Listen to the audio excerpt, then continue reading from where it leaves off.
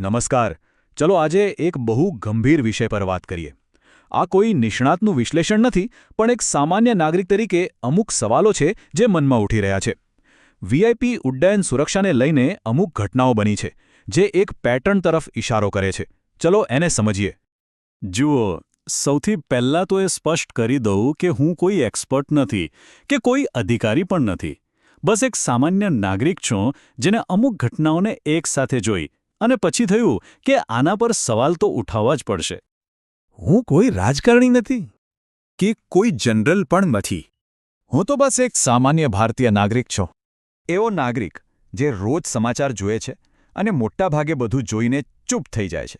પણ સાચું કહું તો આજે ચૂપ રહેવું બહુ મુશ્કેલ છે, કારણ કે અમુક વસ્તુઓ એવી રીતે સામે આવી રહી છે જેને હવે નજરઅંદાજ કરી શકાય એમ નથી. તો ચાલો જોઈએ કે એવી કઈ 3 ઘટનાઓ છે જેણે આખી ચિંતા ઊભી કરી છે. આ કોઈ કાલ્પનિક વાત નથી, આ બધી હકીકતો છે. યાદ કરો, ડિસેમ્બર 2021 જનરલ બિપિન રાવત, પછી 2025માં વિજય રૂપાણી અને 2026માં અજીત પવાર. આ ત્રણેય મોટા નામો અને એમની સાથે જોડાયેલા આ અકસ્માતો આટલા ઓછા સમયમાં. શું આ માત્ર સંયોગ છે? અને વાત ખાલી અકસ્માતની નથી, એ પછી જે થયું એની પેટર્ન પણ જુઓ. જનરલ રાવતની દુર્ઘટના, એને ટેકનિકલ ખામી કહી દેવામાં આવી. વિજય રૂપાણીના કેસમાં તો સમાચાર જ જાણે ગાયબ થઈ ગયા. અને અજીત પવારના કેસમાં એ જ જૂનો જવાબ, તપાસ ચાલુ છે. આ જવાબો પણ કંઈ કહી રહ્યા છે નહીં. તો હવે સવાલ એ છે કે શું આપણે આ બધી કડીઓ જોડવી જોઈએ? શું આ બધું ખાલી અલગ અલગ દુર્ભાગ્યપૂર્ણ ઘટનાઓ છે કે પછી આ બધું મળીને કોઈ મોટી સિસ્ટમની ખામી તરફ આંગળી ચીંધી રહ્યું છે? ચાલો ફરીથી જોઈએ. 3 મોટા નેતાઓ, 3 અલગ અલગ રાજ્યો અને વર્ષો, પણ ઘટના એક જ પ્રકારની. વીઆઈપી હવાઈ મુસાફરી અને પરિણામ આગ લાગવી. આટલી બધી સમાનતા હોય ત્યારે એને ખાલી સંયોગ કહીને કેવી રીતે ચાલે? અને અહીંયા જ મુખ્ય સવાલ ઊભો થાય છે. શું આ બધું સાચે જ કમનસીબ સંયોગોની હારમાળા છે કે પછી એક એવું કડવું સત્ય છે જેનો આપણે સામનો નથી કરવા માંગતા? આના પર વિચારવું જ રહ્યું. તો ચાલો આ લાગણીઓથી ઉપર ઉઠીને થોડું વ્યવસ્થિત રીતે વિચારીએ. આપણે 3 મુખ્ય સવાલો પૂછવા પડશે. 3 એવા સવાલ જે આપણને કદાચ સમસ્યાના મૂળ સુધી લઈ જઈ શકે. તો આપણો પ્લાન શું છે? આપણે 3 વસ્તુઓ પર ધ્યાન આપીશું. પહેલું, જે ફ્લીટ એટલે કે જે વિમાનો અને હેલિકોપ્ટર વપરાય છે એના પર સવાલ. બીજું, એની મેન્ટેનન્સ એટલે કે જાળવણી પર સવાલ. અને ત્રીજું, પારદર્શિતા એટલે કે ઘટના પછી શું થાય છે એના પર સવાલ. તો પહેલો સવાલ, ફ્લીટ વિશે. આપણા વીઆઈપીઝ જે હેલિકોપ્ટર અને વિમાનો વાપરે છે એ કેવા છે?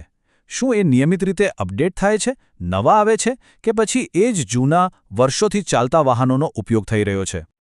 બીજો સવાલ, મેન્ટેનન્સનો. આ બધા વાહનોની જાળવણી કોના હાથમાં છે?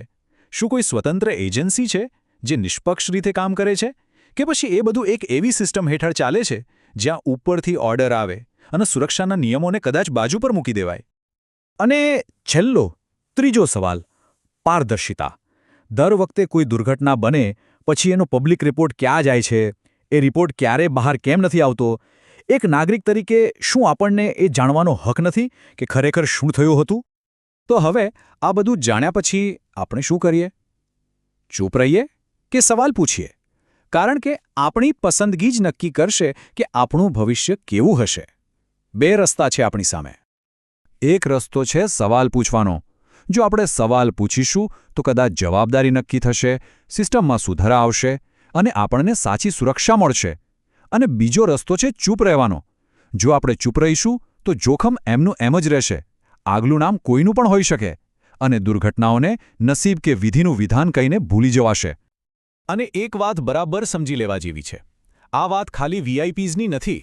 આજે કોઈ મોટા નેતા છે, કાલે કદાચ સામાન્ય માણસોથી ભરેલી કોઈ ફ્લાઇટ હોઈ શકે. કારણ કે સિસ્ટમની ખામી કોઈની સાથે પણ ભેદભાવ નથી કરતી. એટલે જ આ બધી વાતના અંતમાં એક જ વસ્તુ સમજવાની છે. સવાલ પૂછવો એ કોઈનો વિરોધ કરવો નથી.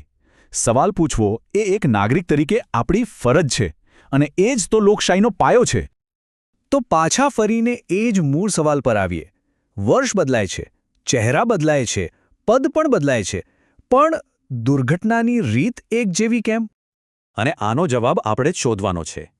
કારણ કે અંતે તો જે નાગરિક સવાલ પૂછે છે એ જ લોકશાહીની સાચી સુરક્ષા છે, એ જ એની તાકાત છે. આના પર વિચાર જરૂર